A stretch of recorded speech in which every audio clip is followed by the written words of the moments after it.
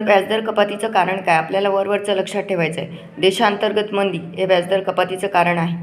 त्याच्यानंतर काय? रेपो दरात थेट 0.5% कपात.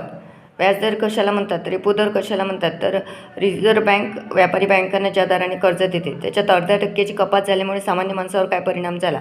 तर सामान्य माणसाला कर्ज जी आहे गृहकर्ज जे आहे ते कमी झालं.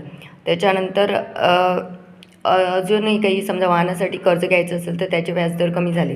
तर लगेच आता व्याजदर कमी केल्याबरोबर ते ग्राहक काही बँकेत लाईन लावणार नाही आहेत. हळूहळू झिरपता सिद्धांत आहे तो हळूहळू सगळं होईल. तर जर समजा पूर्ण वर्षभरात 1% जर कपात केलेली असेल तर बँका लाभार्थ्यांपर्यंत 0.70% व्याजदर पोचवतात. हे लक्षात घ्या. पूर्ण जसाच तसा व्याजदर दिला जात नाही. त्याच्यानंतर CRR म्हणजे काय? कॅश रिझर्व्ह रेशो, जो व्यापारी बँका याच्याकडे राखीव ठेवतात. कशाकडे? रिझर्व्ह बँकेकडे. आपत्कालीन स्थितीत काहीतरी त्यांना सुरक्षा राहावी म्हणून. तर तो आता 4%वरून 3%वर आणलेला आहे. ऑब्वियसली आपल्याला जर रिझर्व्हचे पैसे असतात आपले ते जर कमी झाले तर आपल्याला बँकांकडे जास्तीत जास्त रुपयाची तरलता येईल आणि त्यांना कर्ज देण्यासाठी अधिक पैसा शिल्लक राहील.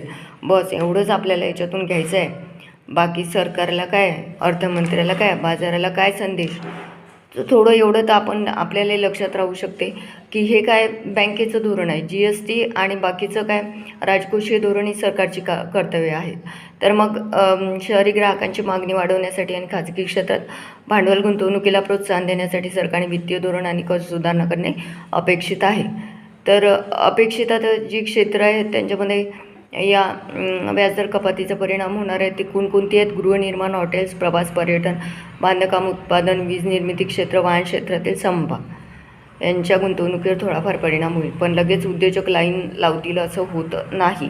हे लक्षात ठेवायचं. त्याच्यासाठी मागणी जनरेट व्हायला पाहिजे. देशांतर्गत मंदी चालू आहे.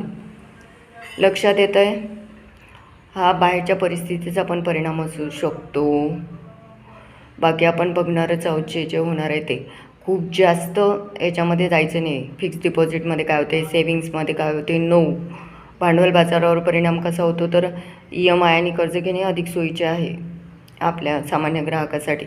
बस कळतं आहे का?